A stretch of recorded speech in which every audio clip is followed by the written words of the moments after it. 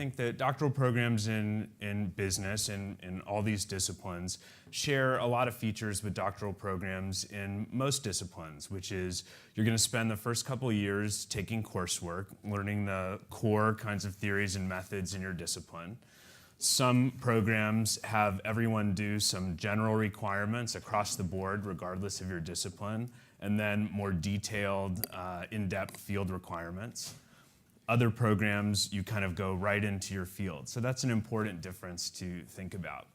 After 2 years of coursework, or usually by the end of 2 years of coursework, there will be an exam. And every university has an exam, whether it's called a comprehensive exam, a qualifying exam, a field exam. And this exam is essentially measuring your comprehensive understanding of the major theories and methods in your field.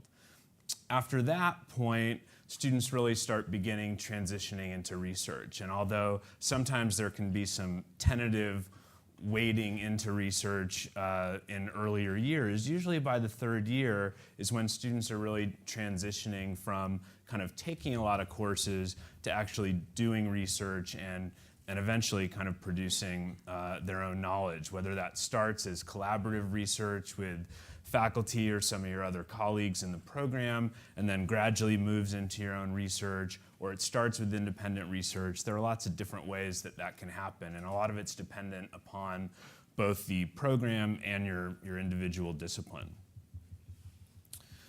So that takes you to kind of year 3, and usually year 3 and 4 and 5 are spent kind of figuring out and doing what your own research project or projects are, and eventually producing a piece of original work in the form of a dissertation. And the forms and formats of dissertations vary, but typically there are 2 or 3 papers on either a related stream of research or 2 or 3 kind of pieces that you've done during that time period once you've kind of transitioned into research.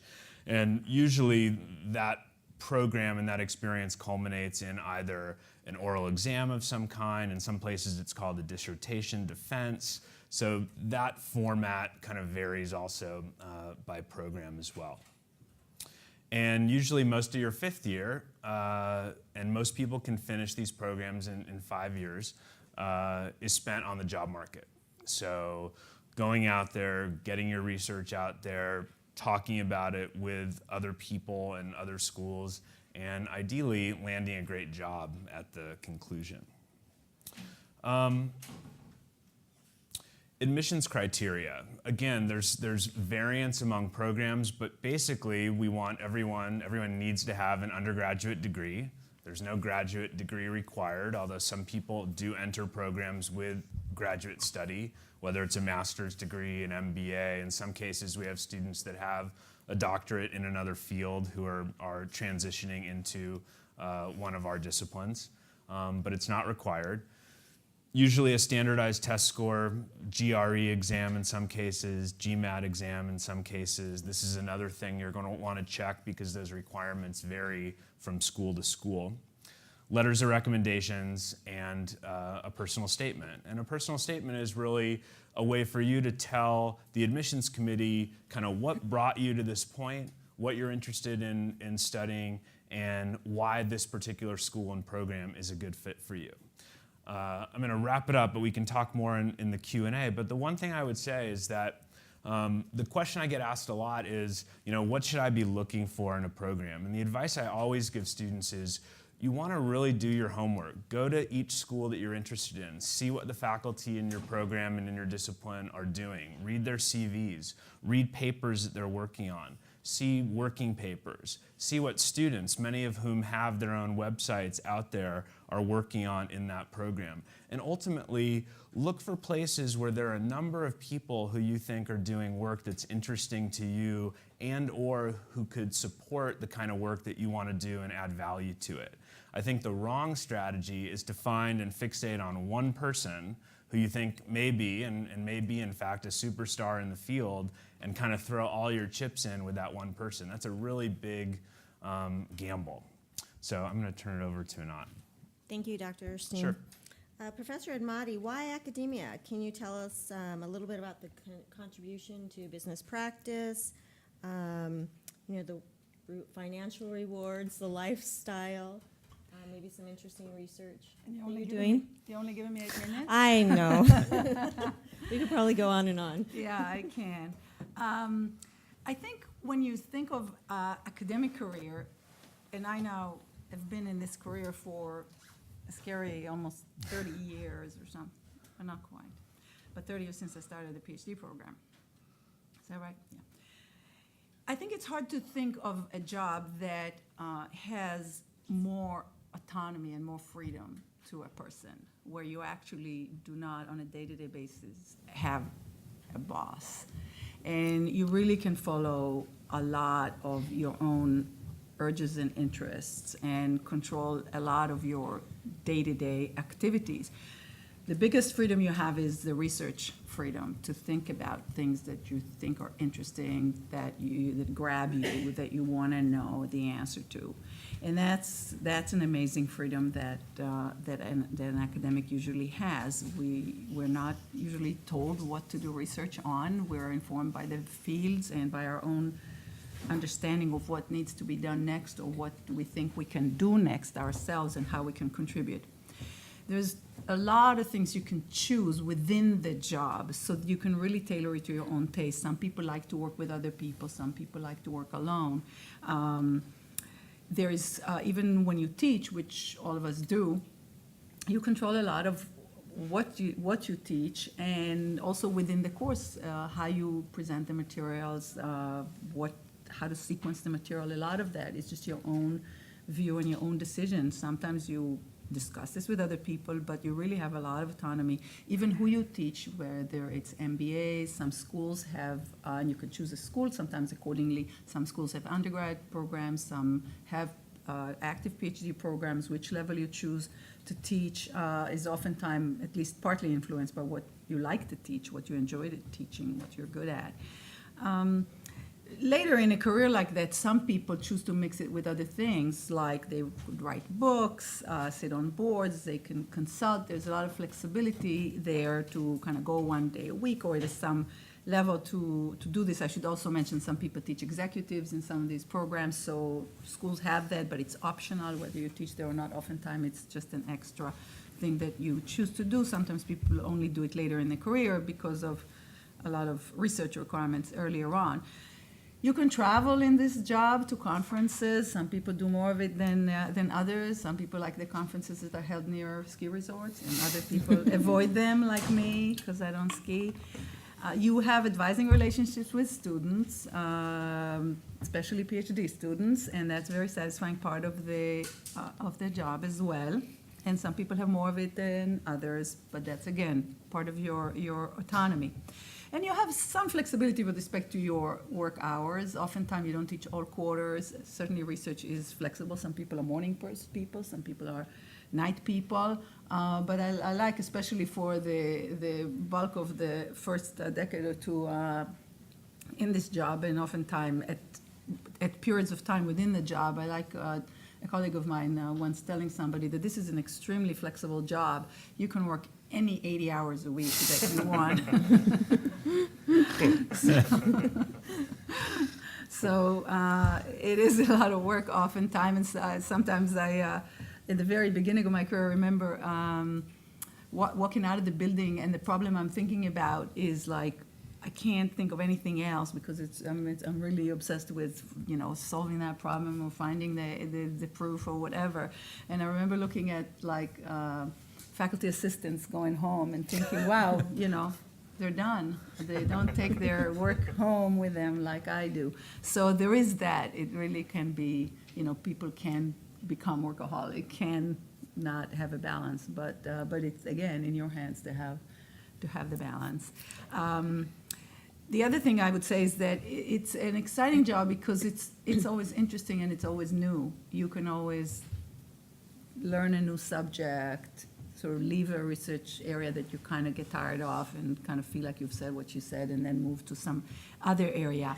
Then when you do the research, if you're lucky, you make a difference in this research. You create a new idea that other people then proceed with, and you feel like you made a little difference to the research, and then eventually trickling down to to maybe the practice even, or our understanding of how systems work, or how to understand various processes within business.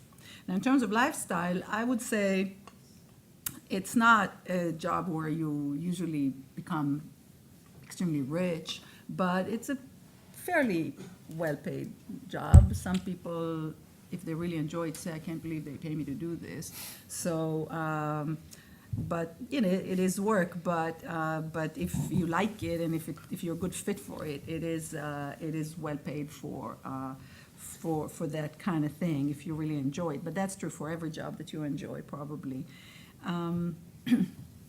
Also, within business schools, I would say that we are lucky because business schools the business schools that are research-oriented tend to have resources for research quite a bit. And so we don't end up spending a lot of our time writing grants and depending on soft money for research, because we're very well supported to go to conferences, to get data sets, to have the time in the summer to do research, and all of that, to have research assistants, all the stuff that we need. So, and then the other thing about this career is that in most places we have this wonderful invention called the tenure system, which basically the way it works is you get an initial contract for working, and it's usually a few years, so it's not like it's gonna be over in a year or anything. You do have a little time, and then it gets renewed, you get reviewed, depending on your research and other things. You will hopefully get it extended for a few more years. Meanwhile, all this time, there's some kind of a clock that's ticking, and it's called the tenure clock. And that system, which could be 7 years, sometimes more, sometimes less, is ticking with this sort of up or out system, where at some point you get reviewed, and if you do make it through that system, the clock stops ticking. And at that point, you really have a lot of flexibility. And the nice thing about that is that you do not have to, you can really go deeply into research subject, and you can take some chances with that. And that is the idea behind this system. It's not just to give us job security, it's to allow us to be bold in our research, and it sort of rewards innovation. I had a PhD student actually write a paper on that, Gustavo, on how this kind of system encourages people to take leaps in their research and try and allow themselves to fail sometimes as well. So the system has enough flexibility to allow that you have the time, the luxury of time, which you wouldn't have in consulting jobs or other policy jobs, but of course in sort of on a trading desk in Wall Street, where everything is just on the minute, and even if you do research, it's just under a lot of pressure. And then in terms of lifestyle as well, I'd say the flexibility is very nice. It's nice for families. Faculty oftentimes can coach Little League and do these kinds of things that allow some balance in their lives. And of course, they end up preparing class at 1 a.m., but it's their choice. They don't have to do it that way. How am I doing? You asked me to talk about really interesting research in my field, but I knew I won't get this, so. Thank you, Anat. Plus, my field, of course, was dumped on the last 2 years, so. Perhaps we'll get about finance research, right? I'll tell you how to fix it all, right? Thank you. Research obviously is a significant part of a career in academia and as a doctoral student. So, Baba, perhaps you can tell us what type of research is being done in a business school. What's it like? Let me start off by saying what it is not like. Okay. When I joined the PhD program at Duke, I'd already worked for 6 years. I had an MBA. So I was one of the late bloomers, so to speak. I mean, I was 31 when I joined the PhD program, and I had no clue. This is before the age of the internet. 91 is when I joined Duke. And I thought a PhD program was all about, I'll become an expert as a marketer, and I can give advice and dole out advice to people. Why wait until to become a CEO in 10 years? I can do that in 5 years, and I'll be giving advice. And turned out it is completely wrong. It is very research-oriented. There's no difference between what Anat does and I do, Eric does, and in terms of being the business school versus being in social sciences. I mean, you're in the economics group, you'll be doing the same kind of research. So, I mean, the research becomes extremely important. In fact, I would say that Anat talked about tenure. Those of you who think that you want to get into academia because you want to be a teacher, you want to teach. I mean, that's where your thing is. You're going to be disappointed in the sense that all the evaluation criteria, at least until you make tenure, which Lana talked about, will be based on research. I mean, teaching matters, but it's predominantly going to be based on research. In fact, the letters of evaluation that are going to come from outside, evaluating your, candidacy to tenure, will often involve people who are not in the field. They're not in business schools. They'll be in the social sciences, they'll be psychologists, economists, and so on. So that was the major kind of thing I wanted to kind of share with you. So that is one. Now, how are we different from the social sciences? Well, one, as Anat pointed out, I mean, we get paid a lot more money. Believe me. I mean, relatively speaking, we get paid a lot more money, and we don't have to write grants, which they have to do. So it gives us a lot more time. Having said that, there is a lot more teaching that is involved. Teaching in the sense that because you start teaching MBAs, at some point in time in your careers, you'll start teaching MBAs, executives, and so on, which for me is a lot of fun because it's a great way for me to interact with people in the real-world environment. And I'll talk about one research idea that I worked on that actually came from an executive program that I was teaching. The spark of the idea came from there. But it is a thing. So, for example, this particular quarter is my teaching quarter, and as Anat said, I get done with teaching in 10 weeks. The rest of the year, I can be anywhere I want in the world. No one is going to ask me anything. And that's the flexibility that comes with the thing. And, of course, with tenure. So, anyway, so there's going to be the teaching element involved. It's going to be much more intense, unlike and many of you have been in other programs, undergraduate programs, where the teacher can come in and just literally read off a sheet of paper or notes, and you cannot do that out here. So it's a little bit more deeply involved. That's probably why we get paid more. Anyway, so in terms of an example of a research idea, right? I mean, so think about the kind of research. So this was an idea where it is now called the price placebo effect. Some of you might have already heard about this. Came from this observation that I had that, one way by which you can build a competitive advantage, that is, you make sure that the consumer buys your product compared to the competitor's product, the easiest way to do that is to reduce prices, right? You either reduce prices permanently or you give an incentive in the form of rebates and coupons and discounts and so on. And I would ask these people, for example, I would ask executives at Dell, and they used to come when I was at the University of Iowa, they would come over there, and I'll ask them, aren't you worried that if you keep lowering your prices because you're a classic price leader, that's the price leadership strategy you're adopting, aren't you worried that it will negatively hurt perceptions about your product? Because we do know that reduced prices is going to hurt perceptions.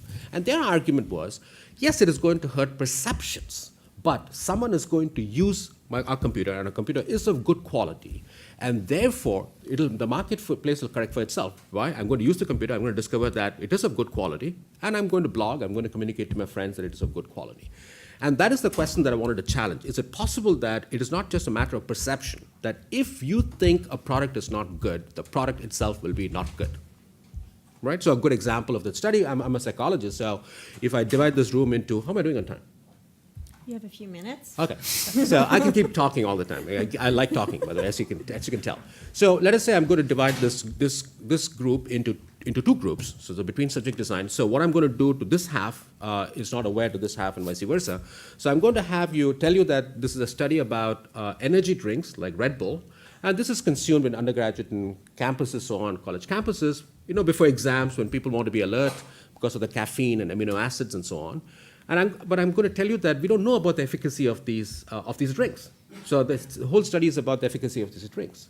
Now what I'm going to do is I'm going to have you guys buy this drink from me at a full price, regular price, $1.89 for example, and you will buy this from me at a discounted price. So you'll pay at 89 cents. I'll tell you what is the full price, but I'll tell you that you're getting this discount only because we got an institutional discount and I'm passing it on to you. That's all. You're going to consume the drink, and you'll end up solving a series of word jumble puzzles. So you have 15 puzzles to be solved in 30 minutes. And the question I'm be asking here is it possible that the number of puzzles that you will end up solving will be different than the number of puzzles that you will end up solving? And is it possible that you folks will put in more effort into the task than you folks? And that's indeed what we found. In other words, what we show here in this study, series of studies, and we have now moved into, so as in the introduction they said, we do neuroscience research, right? So one of the other questions is that, think about the category of wine. I mean, huge range of prices, people will swear, even the experts will swear, the connoisseurs, not the experts, will swear that the higher the price, the better its experience. And so the question we ask is it true? If you put people into a magnet, that is a functional magnetic resonance imaging machine, and we can monitor the activity in the brain, is it possible that if it is a higher priced wine, albeit unbeknownst to you, it is the same wine that is being delivered into your mouth, you don't know that, but if it's a higher priced wine, you think it is a higher priced wine, is it possible that certain areas of the brain that code for pleasure will be more active than if it is a lower priced wine? And that's what we found. So you see the kind of pattern of research. The basic question came from an interesting kind of issue in the real world. And typically that's how the business, most research in business will have that angle to it. But we still publish in the same journals. I mean, you can take a journal like our leading journal, a Journal of Consumer Research. You have Journal of Personality and Social Psychology, which is the leading journal in psychology. You don't know where it is coming from. You literally take the thing. You can't tell the difference between those two. It'll be almost identical. So we do exactly what they do, except that it's going to have a slightly business-oriented angle to that. Thank you. Eric, from a student perspective, can you tell us what it's like, what you learn, your experience? Sure. First, welcome to all of you guys. When I heard how many people were going to be here today, I gave a lot of thought about what I would say in some of the range of topics. But regardless of where I let my mind wander, I always came back to the same point, which is that I really love the PhD program here at Stanford. I really love it. But that doesn't mean that it's right for everyone. And I don't want you guys to think that the reason I'm up here today is simply to trumpet the virtues of attending Stanford, but rather I'm hoping to provide you guys with some perspective as to what you guys may actually encounter should you ultimately enroll in the program. So broadly speaking, the GSB, as you may have been able to tell thus far, is a lot of things. It's interdisciplinary. It's an exciting place to do research, but it's also very challenging for students. The workload is, I would describe it as intense. And I'm sure that's something that you guys have heard elsewhere, but it's most likely more rigorous than you're accustomed to at the undergraduate level. It requires a lot of discipline, and it requires a lot of focus. During my first couple of years here when I was taking classes, I worked every Monday through Friday, many hours, and I worked most weekends as well. And of course, this will vary depending upon the program. But certainly from my experience, it required a lot of work. And that's not to scare you off. It's just to provide you with a perspective as to what you may expect. Some people will maybe thinking about enrolling in a PhD program as a way to continue the undergraduate lifestyle that you've become so accustomed to. I don't recommend that. Really, the people who do well in the PhD program, obviously, it takes a lot of brains, but I think more than anything, it requires a lot of hard work and dedication. That's something that you want to make sure that you have, but also convey to the admissions committee that that's something that is special about you. I would say that one of the great things that makes all that hard work possible and oftentimes enjoyable is that the Stanford GSB is not only interdisciplinary, but it's also a very cooperative environment in the sense that there's something about being here at Stanford or the GSB that makes people seem to be in a good mood. Maybe it's being here at Stanford or the typically very nice weather, but it really breeds a good sense of cooperation among the students, which helps a tremendous amount in getting a very broad array of perspectives to help you to solve problems. One of the things you'll learn here is that it's so important to be able to learn from other bright individuals who don't necessarily come from the same background that you do. It really helps a lot in terms of solving problems and opening your eyes to things that you would not have normally thought about. So in addition to things that you may also learn at the program is that there is a tremendous distinction between undergraduate and graduate courses in the sense that my experience as an undergraduate was that there was more of an emphasis on things like memorization and basic principles, whereas at the graduate level, you really need to have a very strong concept of or understanding of precision and higher analytical reasoning and creativity. Those are the things that really going to help separate the people who do well in the program versus those who do not. You'll learn to think like an academic, and this is both good and bad. I think you learn to think like an academic not only for research purposes, but it changes the way that you see everyday, normal, day-to-day things. Like you'll think about the world differently in terms of statistical inference and incentive structures, and of course rhetoric and discourse. I remember a couple months ago, I was watching television with some of my friends who aren't PhD students, and there was this Mountain Dew commercial that came on, and it mentioned that, it said, fact, men are 3 times more likely to be hit by lightning than women. And just as a very visceral reaction, I just belted out in a very measured, incredulous tone that, oh, you didn't control for self-selection. And the people who looked, my friends were looking out there, were sitting next to me, they were looking at me, as if I was a very big nerd. And that's probably true, but it's something that like you grow to be accustomed to. And that's sort of the way that it changes your thinking is a very powerful and wonderful concept. And once you realize, you learn to embrace the change in the way that you think about the world, when you get to learn from the world's experts on these subjects, it's a really wonderful feeling. So in case I have sold you, or they've sold you on the merits of applying to a PhD program and you guys feel that you're ready, a couple things that I would recommend in terms of the application process is that it's so important that you figure out that the program is right for you. And by that I mean speak to faculty and administrators, speak to current students. I think current students will give you a real strong indication as to what you're going to expect in your individual program. Figure out the structure of the program and figure out if people are happy there. I don't say that simply because I'm happy here, but when I was in your position a couple years ago, I visited schools and I talked to students at various places, and I got the sense that there was a lot of variation in terms of where people were happy. And that makes a big difference because the general collective mood of the community, it has a lot of ripple effects, not only in terms of how people interact with each other, but certainly the cooperation among students. And I'll say this, while it varies a tremendous amount across individual programs, for programs like economics and finance and accounting, there's a central emphasis on mathematics and analytical reasoning. That often separates the people who have basic undergraduate training versus those people who are ready to make the leap towards a higher level of graduate training. This, of course, varies from program to program, but I found that it makes a very big difference in making a smooth transition if you had, if you thought about these concepts and have this sort of basic background. It's certainly not required, but I think, from my perspective, it's helpful. I think the earlier you can start to identify research interests, or at least things that you find interesting, the better off you'll be. The more you can start to talk to professors at individual programs about how your research interests align with theirs. I think that's something that's helpful to make sure that you're the right fit for the program, but also to convey to the professors that you're thinking about these broader issues. And as everyone has mentioned today, getting your PhD at a business school is a major, major undertaking. And it's important that when you apply to programs, it's important that you identify and you understand the sacrifices that are required. And it's important that when you write your letters of